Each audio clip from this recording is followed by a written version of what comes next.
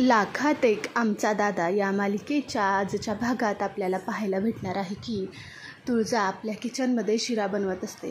ती तूप टाकून रवा टाकते आणि हलवायला लागते. इकडे धनूचा पारा चढतो. ती हळूहळू किचनमध्ये घुसण्यासाठी कारण शोधत असते. जेव्हा ती आतमध्ये घुसते तेव्हा तिला तिच्या बहिणी अडवतात आणि सांगतात, अगं काय करते तू, बस कर. तो म्हणतो, नाही, माझी शिरा वाट बघतोय, मला जाऊ द्या जाऊ द्या. ती किचनमध्ये जाण्यासाठी तडफडत असते आणि बाकीच्या बहिणी तिला जाऊ देत नाहीत.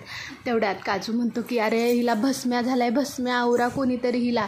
असं म्हटल्यानंतर तुळजा बाहेर येऊन बघते काय झालंय. तर धनू चांगलीच शिरा खाण्यासाठी वैतागलेली असते. तेव्हा त्यातली मोठी बहीण म्हणते की अगं वहिनी, लक्ष देऊ नको, हिला ना घरात नेहमी गोड काही बनणार म्हटलं की नाही की हिचं हे नेहमीचंच आहे, तिला गोड खूप आवडतं. तुळजा तिच्याकडे बघते आणि सूर्याला खुणवते की आत या. हे त्यांच्या बहिणी बघतात. सूर्या काय असं नजरेनंच खुणवून त्यांचं चाललेलं असतं. तेव्हा ते म्हणतात की आम्हाला कळतंय. तुळजा आतमध्ये जाते. त्याच्या मागे मागे सूर्यासुद्धा जातो आणि विचारतो की अगं काय झालं तुळजा. तुळजा म्हणते की हो, सिलेंडर संपलाय, आपल्याकडे दुसरा सिलेंडर असेल ना. हे ऐकल्यानंतर सूर्या म्हणतो की अगं तुळजा, लग्नाच्या गडबडीत ना मी नंबर लावायला विसरलो. त्यानंतर सूर्या म्हणतो की अगं तुळजा, पण तुला ना हे सगळं अंगावर घेण्याची खरंच काहीच गरज नव्हती.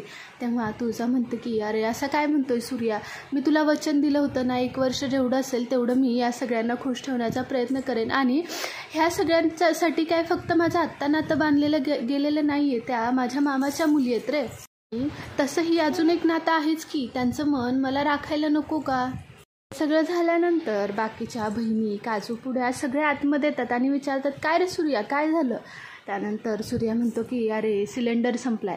त्यानंतर ते म्हणतात की बरं ठीक आहे, मग दुसरा सिलेंडर जोडूया ना. तो म्हणतो की अगं नाही, सिलेंडर दुसरा नाही, मी जाऊन बघून येतो दुसऱ्याच्या घरात कोणाचा एक्स्ट्रा सिलेंडर आहे का. त्यावर मोठी बहीण म्हणते की नाही दादा, तू 9 दिवस कुठेसुद्धा जायचं नाहीस, तू नवरा मुलगा आहेस, तुझं अजिबात जायचं नाहीस. हे ऐकल्यानंतर सूर्या म्हणतो की अगं असं काय करते तू. बाकीच्या बहिणी म्हणतात की काजू पुढे आहेत ना, एवढे बॉडी बिल्डर, ते लोक नेतील सिलेंडर, 0 मिनिटात उचलायचं. हे ऐकून काजू म्हणतो की कसं आहे ना, मी गेलो असतो, पण आज मी माझं राष्ट्रीय भविष्य वाचले आणि त्यात मला सांगितले की जड वस्तू उचलायच्या नाहीत. यावर पुढ्यासुद्धा म्हणतो की हो, त्याचं राष्ट्रीय भविष्य ते माझं राष्ट्रीय भविष्य, कारण आमच्या दोघांची रास एकच आहे ना. हे ऐकल्यानंतर तुळजा म्हणते की ठीक आहे, पण आपल्या घरात चूल आहे ना, मी चुलीवर करू का स्वयंपाक. हे ऐकल्यानंतर सूर्या म्हणतो की अगं तुळजा, पण तुला तर चुलीवर स्वयंपाक करायला आवडत नाही ना, नको करूस, राहू देत. त्यावर सगळ्यात बारकी बहीण भागी म्हणते की ठीक आहे, मी झाडून घेते. हे ऐकल्यानंतर तुळजा म्हणते की तिला आधी आठवायला लागतं की रंभा तिला जबरदस्तीने चुलीवर स्वयंपाक करायला लावत असते. तेव्हा ती सूर्याला म्हणते की मला काम करण्याशी कधीच काहीच प्रॉब्लेम नव्हता, मला जबरदस्तीनं काम लावलेलं आवडत नाही, आणि त्यांनी मला प्रेमाने सांगितलं असतं तर मी केलंच असतं ना. इथे कसं आहे ना, सगळ्या महिलांना ना गृहीत धरलं जातं, याचा मला चीड आहे. कारण स्वयंपाक म्हणजे फक्त बाईचंच काम आहे, तिचं काम आहे, तिनंच केलं पाहिजे, तेच झालं पाहिजे, हे चुकीचं आहे. हे मला असं वाटतं, हे नाही झालं पाहिजे. आणि यामुळेच मला ना अशा लोकांचा राग येतो. यामुळे मला ना जबरदस्ती केलेली सुद्धा आवडत नाही. पण आपल्या घरात चूल आहे ना, काळजी नको करू, मी चुलीवर स्वयंपाक करेन. सगळ्या बहीण मिळून तुळजाला त्या आपल्या चुलीपाशी नेतात. सगळेजण मदत करतात, चूल झाडून घेतात. तुळजा चूल पेटवण्याचा प्रयत्न करते, ती पेटवते सुद्धा. हे सगळं सूर्या बारकाईने बघत असतो. सूर्या तुळजाकडे बघून मनातल्या मनात म्हणतो की आत्ता मला कळतंय की बाईला किती मोकळीक दिली पाहिजे. तिच्या इच्छा असतील ना तर जगातलं सगळं काही पूर्ण होऊ शकतं, फक्त तिच्या इच्छा जपणारा माणूस हवा आहे. आत्ता मला कळतंय की चूल आणि मूल एवढंच बाईचं आयुष्य नसतंय. मी सुद्धा माझ्या बहिणींना असाच नवरा शोधून देणार की तिथं त्यांचं राज्य असेल, त्यांना तिथे मोकळीक असेल. हे सूर्य आपल्या मनाशीच ठरवतो की असा आपल्या बहिणींचा इच्छा जपणारा नवरा मुलगा शोधायला हवा. आणि असं म्हटल्यानंतर बाकीच्या सगळ्या बहिणी शिऱ्याचं सामान तुळजाला बाहेर आणून देतात आणि आतमध्ये जातात. त्यामागे मागे सूर्यसुद्धा जातो. सूर्या आतमध्ये निघून गेल्यानंतर तुळजा आपली एका ह्यानी शिरा बनवत असते. शिरा बनवताना चुकून ती साखरेच्या जागेवर मीठ टाकते आणि शिरा इतका खारट होतो की सूर्याचं तोंड फिरायला लागतं. सगळ्यांनीच तुळजाचा शिरा बनवल्यानंतर ती बाहेर आणते. सगळेजण शिरा खाण्यासाठी बसतात. सगळेजण पहिल्यांदा सगळ्यांना वाढत असते तुळजा. तेव्हा त्याचे वडील म्हणतात की पहिल्यांदा सूर्याला वाढ, आज सूर्याचा मान आहे, तू तुझ्या हाताने भरव. तुळजा सूर्याला शिरा वाढते आणि त्याला एक घास भरवते. तेव्हा सूर्याला कळतं की शिरा खारट झालेला आहे, पण तो गुपचूप खातो आणि म्हणतो की हा सगळा शिरा मी खाणार आहे, आज मी शिरा कोणालाही देणार नाही. हे ऐकल्यानंतर धनू म्हणते की प्लीज मला थोडा दे दादा, थोडासाच दे, जास्त नको देऊ, थोडासा दे. तरी सूर्या नाही म्हणतो की नाही, शिरा हा कोणालाच भेटणार नाही, माझ्या बायकोने एवढ्या प्रेमाने माझ्यासाठी केलं आहे तर मीच खाणार. तो कोणाचंही ऐकत नाही. तो शिरा कढई घेतो आणि शिरा खायला लागतो. शिरा खातो. त्यानंतर वडील म्हणतात की अरे आम्हाला नाही, कमीत कमी तुळजाला तरी भरव. धनू म्हणते की हो ठीक आहे दादा, वहिनीला तरी भरव. वहिनी तू माझ्यावरचा खा शिरा, नाही भेटू दे मला, तू तरी खा. हे ऐकल्यानंतर तुळजा हळूच कानात म्हणते की सूर्या भरव ना मला शिरा पटकन, नाहीतर हे लोक शांत नाही बसणार, माहीत आहे ना तुला. हे कोण सूर्या काहीच बोलत नाही आणि तो नाही बोलतो तरीसुद्धा तुळजा हट्टाने तो शिरा खाते.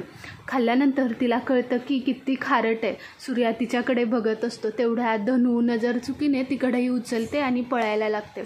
तुळजाला कळते की आपली काय चूक झालेली आहे. ही धनूने कढई पळवल्यामुळे सगळे बहीण काजू पुडा तिच्या मागे लागलेले असतात तो कढईतला शिरा खाण्यासाठी. धनू इकडून तिकडून पळत असते पण ती कोणाच्याच हाताला लागत नाही. तुळजा म्हणते खरे काय हे, किती खारट आहे, तू तरीसुद्धा एवढा शिरा खाल्लास. हे ऐकल्यानंतर सूर्या म्हणतो की हो का नाही खाणार, तू एवढी सगळ्यांची मन जपतेस, मग तुझं मन जपायला नको का. आणि हो हे सगळं मी लग्न झालं आहे म्हणून करत नाही आहे, हे जे आपलं लग्नाआधीच पासूनचं जे नातं आहे ना त्यासाठी करतो आहे मी, ते नातं मी जपतो आहे. हे ऐकल्यानंतर तुळजाला सूर्या आणखीनच वेगळ्या प्रकारे आवडायला लागतो. इकडे धनू तो शिरा खाते आणि तिला इतका खारट लागतो की ती किचनमध्ये डायरेक्ट जाऊन पाण्याने चुळा भरायला लागते. एवढ्यात भागी येऊन विचारते काय गं झालं दीदी. हे ऐकल्यानंतर ती म्हणते की अगं किती खारट होता, दादानी कसा खाल्ला काय माहीत. भागी म्हणते की अगं तिनं मन जपण्यासाठी खाल्ला असेल, असं कर ना तू पण काही बोलू नकोस नाही तर दादाला वाईट वाटेल. धनू बोलते की हो ठीक आहे असं म्हणून ती आतमध्ये निघून जाते. आतमधून बाहेर आल्यानंतर सगळ्यात आधी काजू विचारतो की काय गं धनू कसा झालेला शिरा, आवडला का तुला वहिनींच्या हातचा. तेव्हा धनू म्हणते की हो एकाच घासात माझं पोट भरलं, इतका छान झालेला. तुळजाला हे ऐकून शॉक बसतो की आपल्याला कुणी काहीच का बोलत नाही आहे पण ती शांत बसते. तेवढ्या छत्री काका तिथे येतात. ते सूर्याला आवाज देतात. सूर्या म्हणतो की छत्री काका, त्याला टेन्शन येतो. तो दरवाजाजवळ जातो, इकडे तिकडे बघतो. ते समोर येऊन उभे राहतात तरी तो दुसऱ्या कुणाला शोधत असतो. त्यामुळे ते म्हणतात की अरे असं काय इकडे शोधतोयस, मी तर तुझ्या समोर आहे. सूर्या म्हणतो की अरे तुम्ही आलाय म्हणजे डॅडीसुद्धा येणारच ना. तेव्हा छत्री काका म्हणतात की नाही, हे मी लाडू आणले होते, माहेरहून पाठवतात ना मुलीकडे. तेव्हा बहिणीसुद्धा म्हणतात की हो दादा पाठवतात ना, मग घे ना, तेवढेच लाडू तरी भेटतील असं धनू म्हणते. आणि तेवढ्यात तुळजा बाकीच्या चौकशा करत असताना छत्री काका सांगतात की डॅडींनी गाव जेवण ठेवलेलं आहे. सूर्या म्हणतो की कशाबद्दल. तेव्हा ते म्हणतात की तुळजांचं लग्न झाल्यापासून डॅडींनी तिचं श्राद्ध घातलं आहे, तिचं सगळ्या अंतिम विधी केलेत आणि त्यासाठी त्यांनी गावभर जेवण घातलं आहे. हे ऐकून सगळ्यांना खूप मोठा धक्का बसतो. तुळजाला तर खूप वाईट वाटतं. ती काही बोलते इतक्यातच लाखात एक आमचा दादाचा भाग संपतो. तुम्हाला आपल्या चॅनलवरचे अपडेट्स आवडत असतील तर आपल्या चॅनलला लाईक करा, शेअर करा आणि सबस्क्राईब करायला विसरू नका. थँक्यू.